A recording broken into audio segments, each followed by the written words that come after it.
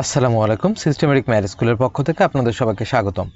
আমি মোহাম্মদ তরিকুল ইসলাম। আজকের ভিডিওতে যে বিষয়টি আলোচনা করব সেটি হলো সেরা অঙ্কের সেরা টেকনিক। কিভাবে খুব সহজে এই ধরনের অঙ্কগুলো বিভিন্ন প্রতিযোগিতামূলক পরীক্ষায় মাত্র কয়েক সেকেন্ডে সমাধান করা যায় চলুন দেখি। 1 থেকে 100 পর্যন্ত বিজোড় সংখ্যাগুলোর গড় কত?